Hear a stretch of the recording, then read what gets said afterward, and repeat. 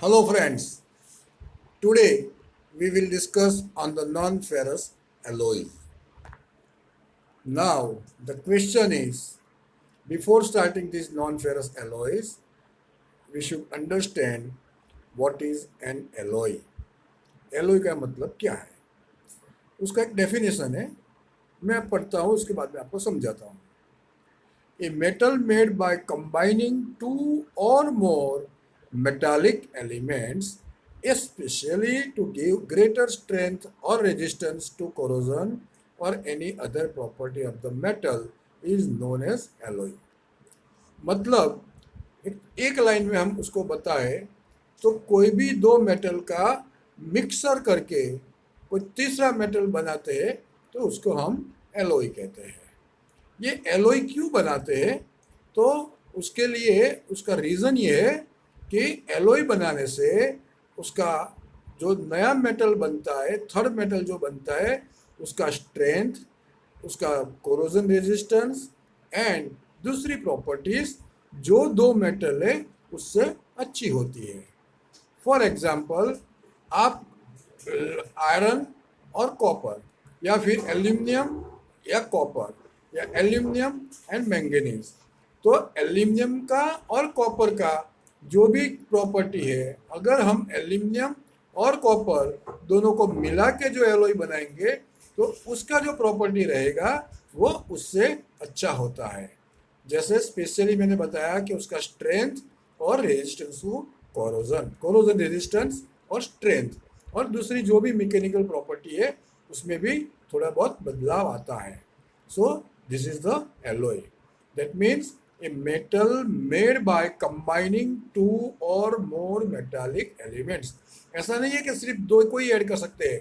आप aluminium, copper और zinc, ये तीनों को भी बना मिक्स करके कोई एलॉय बना सकते हैं, या दो मिलके मिक्स करके आप एलॉय बना सकते हैं।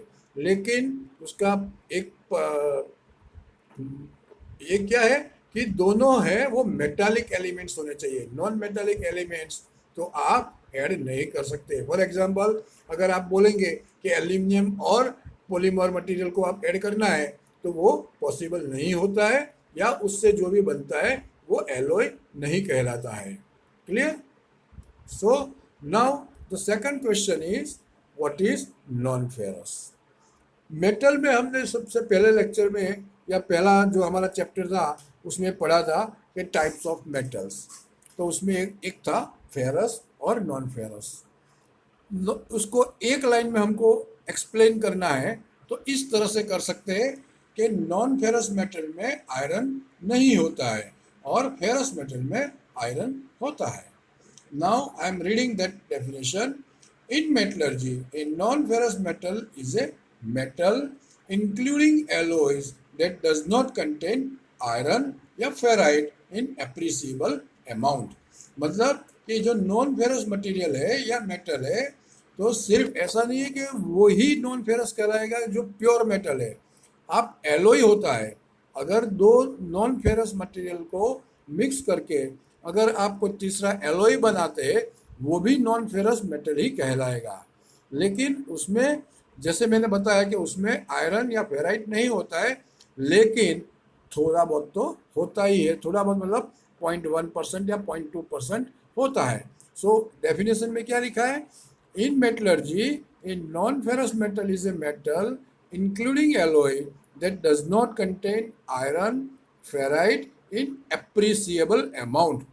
मतलब ऐसा नहीं होता है कि 2%, 5%, 10%, 50%, ऐसा नहीं होता है। सिर्फ बहुत मामूली फेराइट होता है, that is in the range of 0.1% और 2%, 0.2%। When a metal is defined as non-ferrous, it means that it does not have a significant amount of iron in its chemical composition। मतलब नॉन फेरस किसको बोलेंगे कि अगर कोई भी metal का chemical composition में आयरन या फेराइट सिग्निफिकेंट अमाउंट में नहीं होता है। जैसे मैंने वो वर्ड को यहाँ पे बोल्ड करके लिखा है कि उसमें सिग्निफिकेंट अमाउंट में नहीं होता है या एप्रिसिएबल अमाउंट में नहीं होता है, उसको आप नॉन फेरस मेटल बोलते हैं। Nearly all metal alloys have some trace और non significant amount of iron in their composition. This does not make them ferrous alloy though.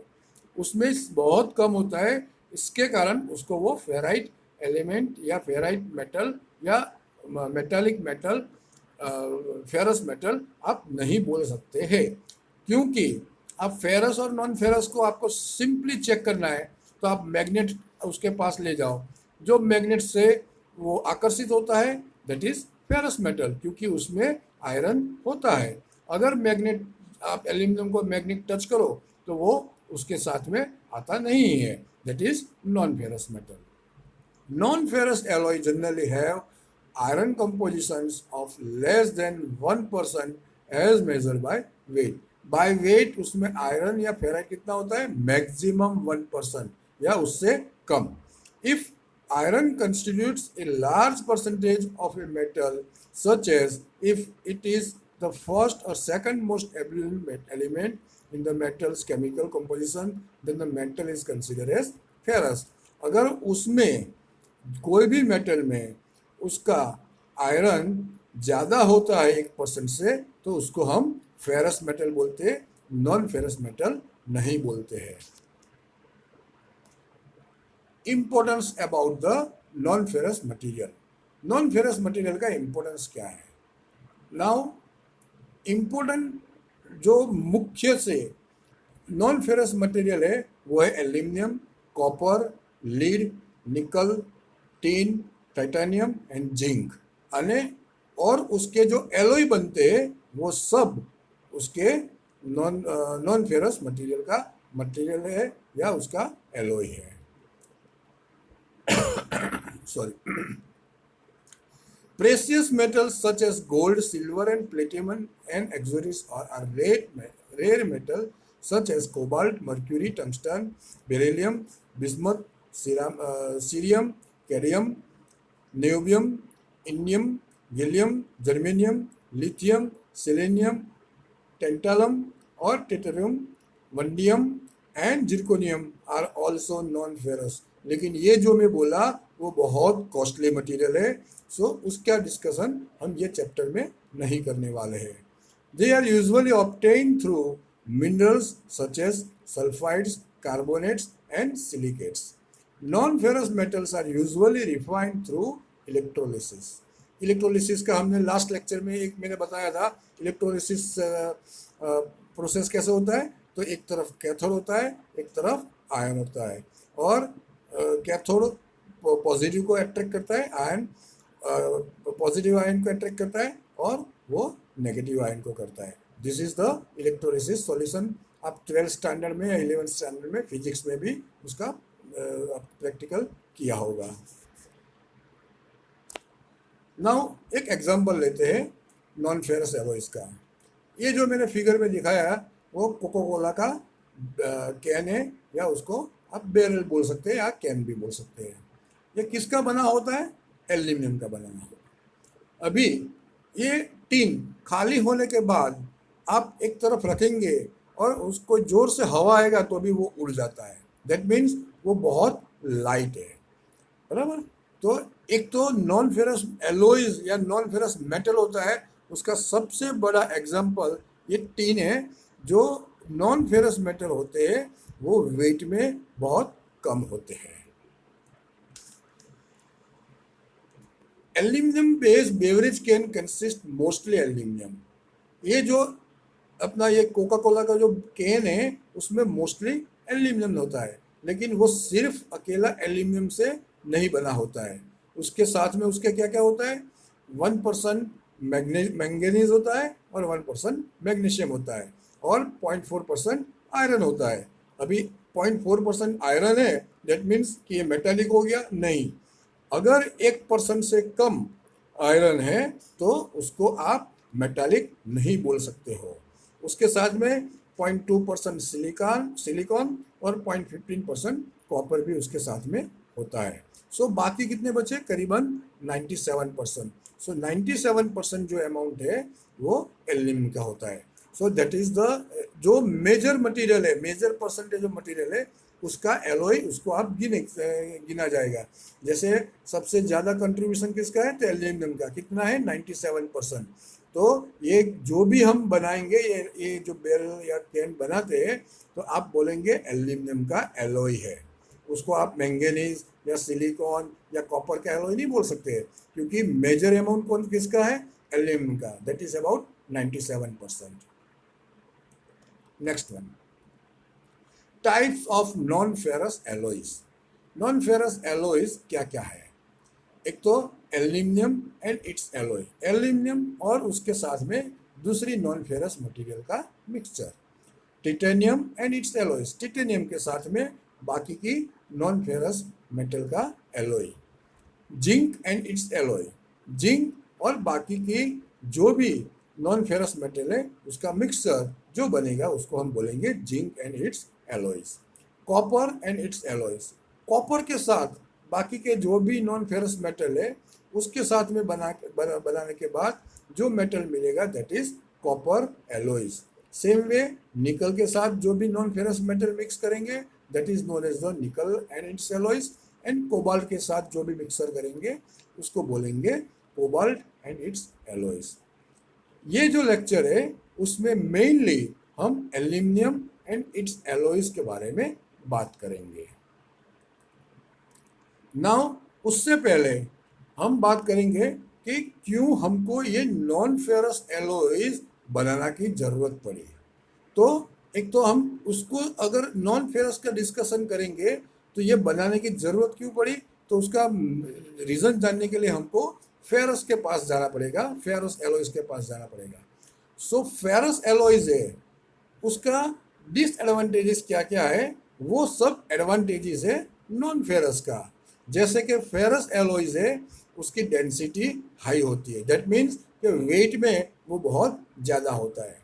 आप एक बात सोचिए कि जैसे मैंने ये कोका कोला का जो टीन दिखाएगा वो अगर एल्यूमिनियम के बदले स्टील का बनाया होता तो उसका वेट कितना होता, करीबन 4 और 5 टाइम्स उससे ज़्यादा होता। सो एल्यूमिनियम क्यों चूज़ किया, क्योंकि उसका वेट या डेंसिटी, वेट किसके ऊपर डिपेंडेंट है, डेंसिटी के ऊपर। तो डेंसिटी उसका एल्यूमिनियम का बहुत कम है, इसके लिए हमने कैन बनाने के लिए एल्यूमिनियम चूज़ किया। सो फेरस का डिसएडवांटेज क्या है, उसकी डेंसिटी बहुत ज़्यादा होती है। दूसरा, कंपैरेटिवली लो इलेक्ट्रिकल कंडक्टिविटी। जैसे कि फेरस मटेरियल या उसके जो एलॉयज होते हैं उसकी इलेक्ट्रिकल कंडक्टिविटी नॉन फेरस जो मटेरियल होता है उसकी इलेक्ट्रिकल कंडक्टिविटी से बहुत कम होती है।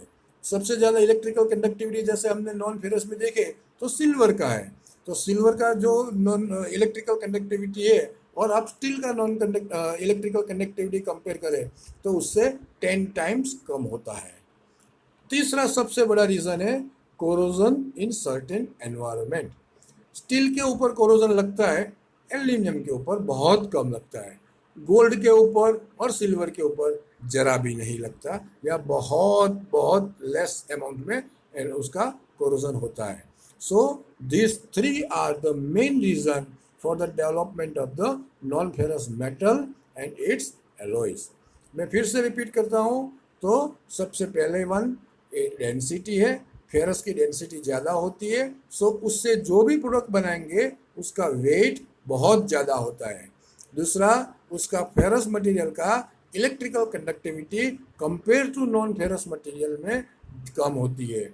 और तीसरा, फेरस मटेरियल का कोरोजन रेजिस्टेंस पावर कम होता है, वो जल्दी से कोरोड हो जाता है, जबकि नॉन फेरस मेटल और उसके एलॉय से जो भी चीज़ बनाते हैं उसका कोरोजन रेजिस्टेंस बहुत अच्छा होता है।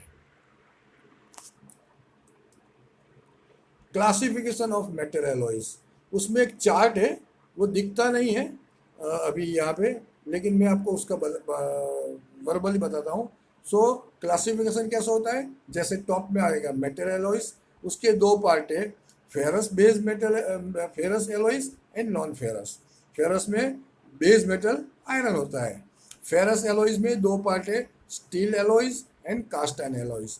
नॉन फेरस में 2 पार्ट है, light alloys and heavy alloys. Now ये चैप्टर है वो, उसके ऊपर हम जो बात करेंगे ये लेक्चर में, light non ferrous alloys and specially number 1 aluminium alloys. So ये जो लेक्चर है उसमें हम एल्यूमिनियम और एल्यूमिनियम एलॉयज के बारे में बात करेंगे। नाउ एल्यूमिनियम का सबसे ज़्यादा जो जो प्रॉपर्टी जो भी है वो जो मेन प्रॉपर्टी है वो मैं आपको यहाँ पे डिस्कस करता हूँ। सॉरी। एक तो उसका जो क्रिस्टल स्ट्रक्चर है वो फेस सेंटर क्यूबिक स्ट्रक्चर है। जैसे हमने वो पहले या दूसरे लेक्चर में जो अलग अलग टाइप के जो स्ट्रक्चर थे उसमें से जो एक टाइप है that is face centre cubic structure. Face centre cubic structure में क्या होता है, जो उसके जो एटम होते हैं वो हर एक फेस के सेंटर में होते हैं, बराबर। वो आपको याद होगा, वो हमने पूरा चार्ट या उसका फोटोग्राफ से हमने आपको समझाया हुआ है। Melting point is about 660 degree centigrade. Aluminium का मेल्टिंग पॉइंट कितना है? 660 डिग्री सेंटीग्रेड। मतलब जो मेटालिक जो फेरस मटेरियल है उसका जो मेल्टिंग पॉइंट होता है वो उससे बहुत ज़्यादा ऊपर होता है। फॉर एग्जाम्पल आप स्टील की बात करें तो स्टील का मेल्टिंग पॉइंट करीबन 1300 डिग्री सेंटीग्रेड होता है, जबकि एल्यूमिनियम का मेल्टिंग पॉइंट करीबन 660 डिग्री सेंटीग्रेड होता है। उसका डेंसिटी क्या है? 2700 kg पर मीटर क्यूब। और स्टील का क्या होता है? वो करीबन 7400 या 7500 kg पर मीटर क्यूब होता है। तो करीबन 3 टाइम्स, जैसे एल्यूमिनियम और आप स्टील इन दोनों का कंपेयर करें और सेम वॉल्यूम ले तो सेम वॉल्यूम में स्टील का जो वेट आएगा उससे 1/3 वेट एल्यूमिनियम का आता है। इलास्टिक मॉडुलस कितना है? करीबन 70 जीपी। और एल्यूमिनियम का कलर सिल्वर के लस्ट्रस होता है। एंड उसका सबसे बड़ा पॉजिटिव पॉइंट क्या होता है? तो high thermal and electrical conductivity. जैसे अभी तो हम जो घर में जो इलेक्ट्रिकल वायरिंग के लिए कॉपर का वायर यूज़ करते हैं, लेकिन आज से 25-50 साल पहले जो भी आप घर में देखेंगे तो उसका जो इलेक्ट्रिकल का जो वायर जो होता है वो उसके अंदर का जो कोर होता है वो एल्यूमिनियम का बनाया हुआ होता है, क्योंकि उसका इलेक्ट्रिकल कंडक्टिविटी बहुत अच्छा होता है। लेकिन उससे भी ज़्यादा इलेक्ट्रिकल कंडक्टिविटी कॉपर की एल्यूमिनियम से भी ज़्यादा अच्छी है। So now it is we are using copper as a bare wire for the household और industrial wiring purpose.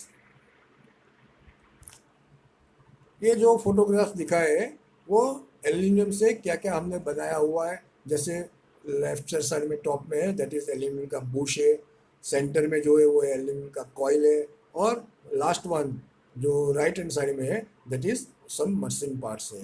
So aluminium का ये यूज़ हम कर सकते हैं। उसके नेक्स्ट स्लाइड में ये हमने कार दिखाया है।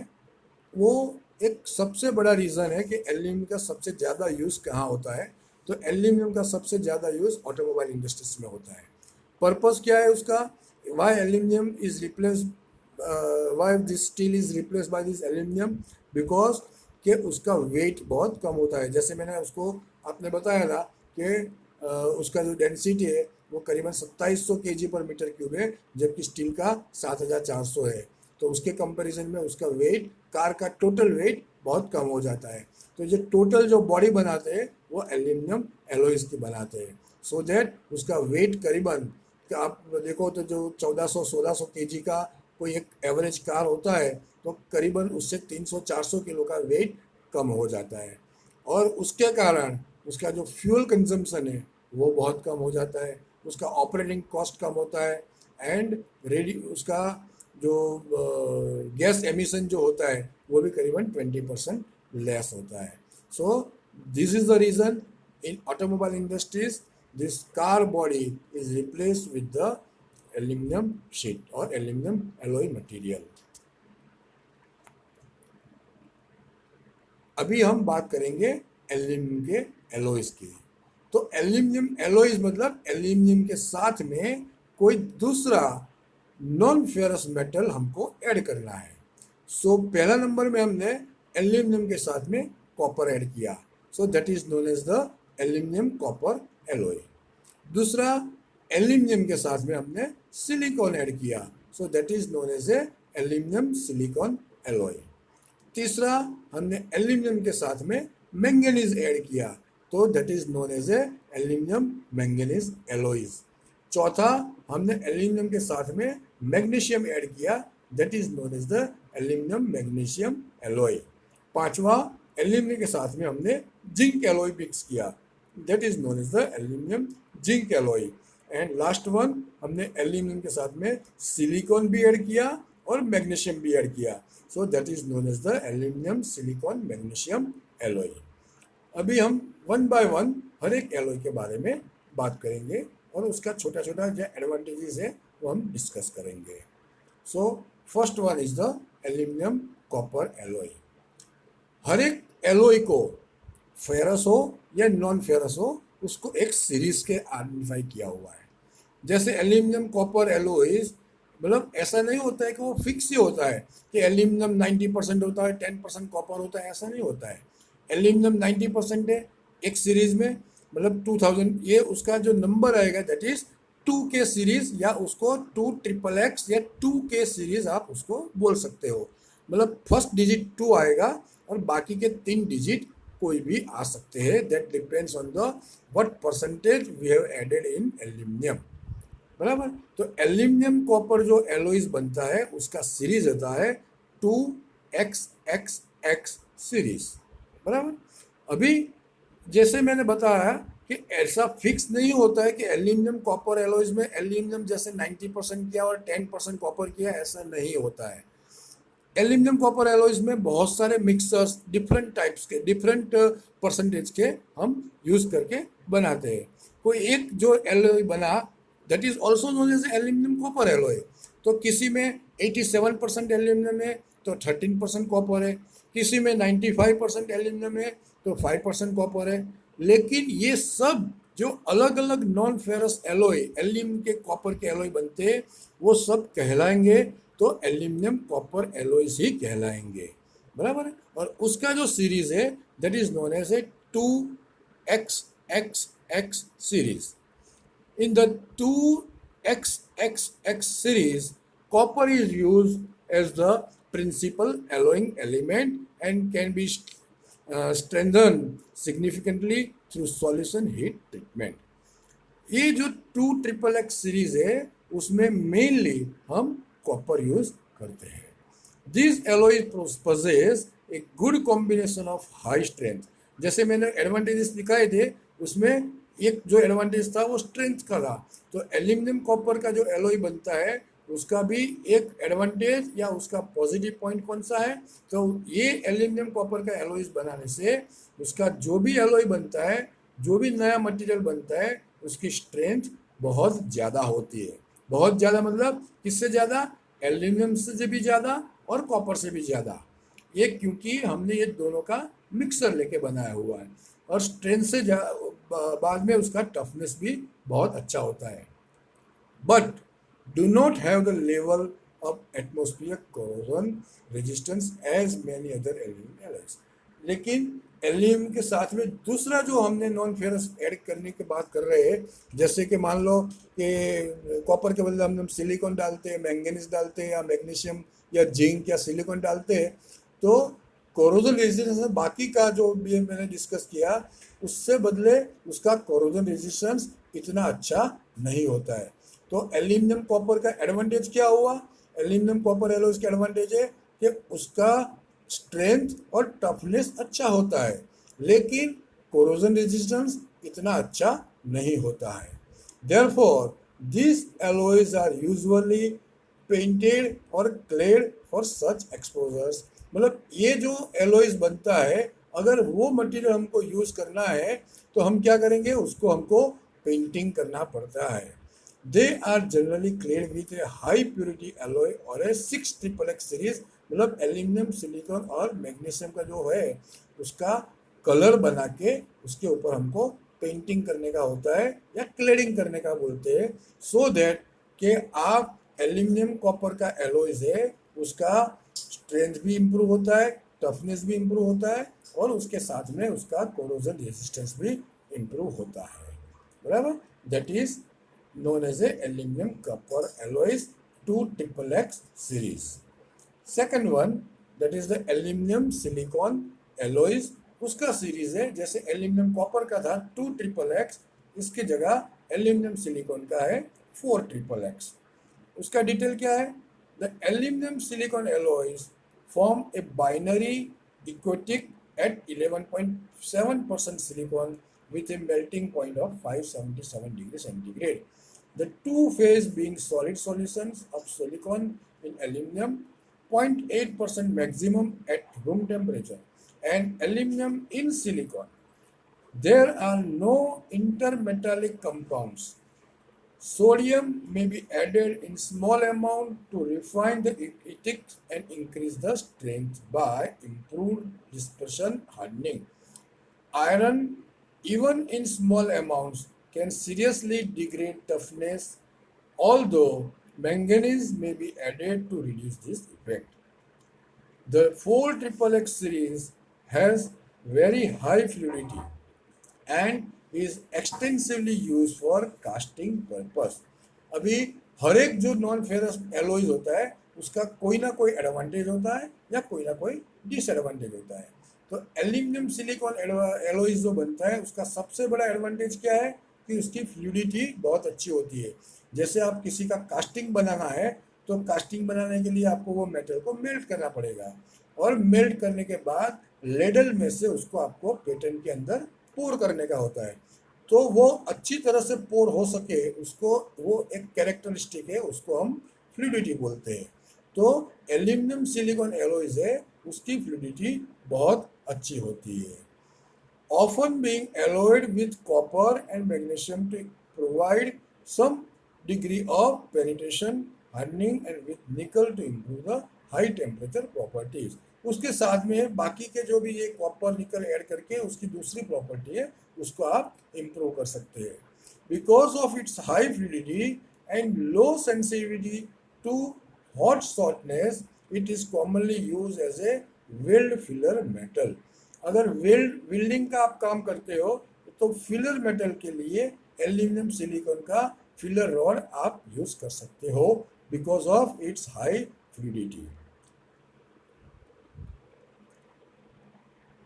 Now third one is the aluminium manganese alloy. उसका सीरीज है 3XXX। Because of limited solubility 1.82%, manganese is not use as a major alloying element. उसका सॉल्युबिलिटी मतलब ये मिक्सर कब बनेगा, दोनों अगर कोई भी दो नॉन फेरस मेटल है वो मेल्ट करने के बाद एक दूसरे के अंदर बहुत अच्छी तरह से अगर मिक्स हो जाता है, सॉल्युबल हो जाता है।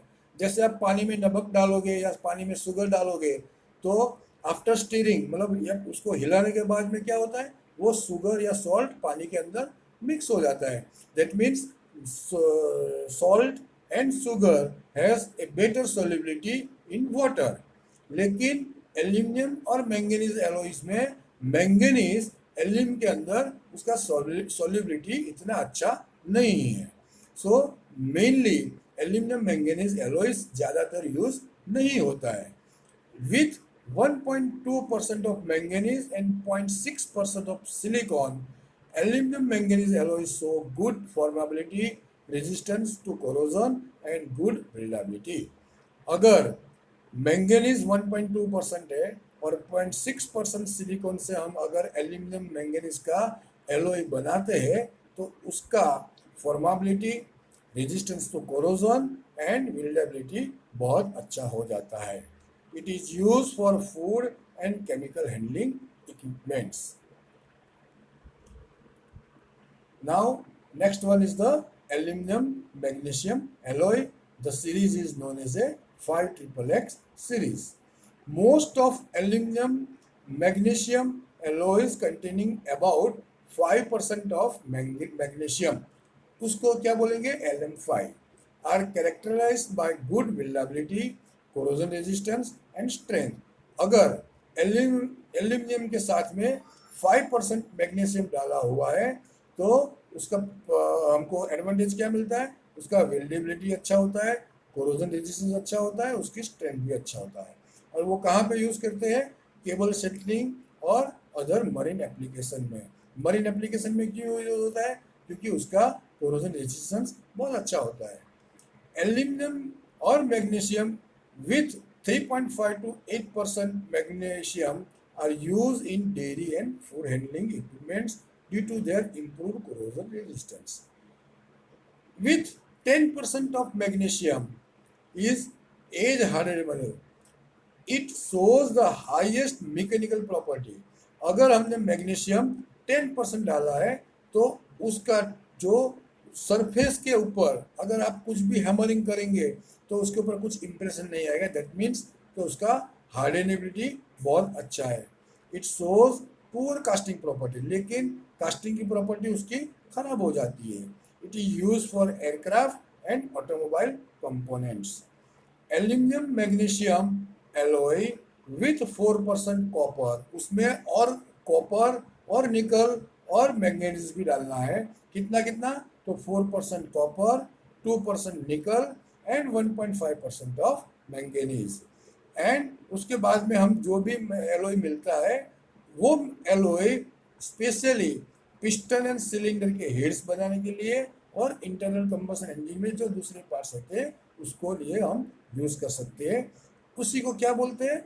वाई एलॉय और LM14 एलॉय. एग्जाम में आपको instead of this aluminium magnesium alloy आपको पूछ सकते हैं कि write a short note on the Y alloy. Y alloy means it's a aluminium magnesium alloy, और उसमें आपको लास्ट पैराग्राफ जो ये लिखना है, एल्यूमिनियम और मैग्नीशियम के साथ में you have to add 4% of copper, 2% of nickel and 1.5% of manganese. Next one is the aluminum silicon magnesium alloy. This series is known as a 6XXX series.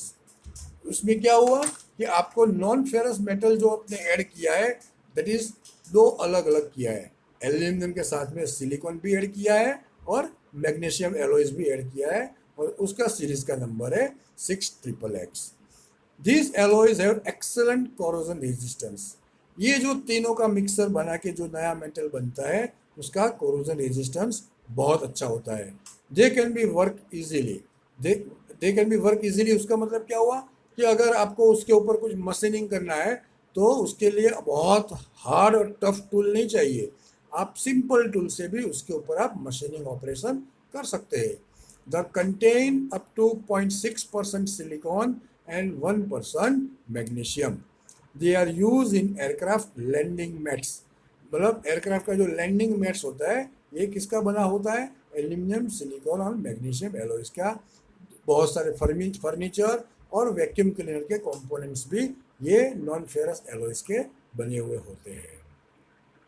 Next one is the aluminium zinc alloys. This series is known as a 7XXX series. A typical wrought aluminum zinc alloy contains, ये aluminium zinc alloy में क्या होता है? तो 5.5% zinc होता है, 2.5% Mg होता है एंड 1.5% Cu मतलब कॉपर होता है. It has the highest tensile strength among all aluminium alloys. ये जो बाकी के हमने जो 5-6 डिस्कस किए उसमें सबसे ज़्यादा tensile strength aluminium zinc alloy का होता है. It is use in aircraft structural parts. Aircraft के जो स्ट्रक्चरल पार्ट्स होते हैं उसमें ये आप, क्योंकि उसका टेंसाइल स्ट्रेंथ बहुत अच्छा है, that is why this is use for the aircraft structural parts. Now there are few questions that you have to answer. Answer number 1, what is an alloy? Number 2, what do you mean by non ferrous metal? Number 3, nowadays why aluminum is widely used in automobile industry? Number 4, which are the alloys of aluminum? जैसे मैंने ये 6 या 7 जो explain किए that is the, आपको लिखना है ये सब एल्यूमिनियम के एलॉयज है, और उसमें से कोई भी 3 को आपको डिटेल में एक्सप्लेन करना है. Thank you.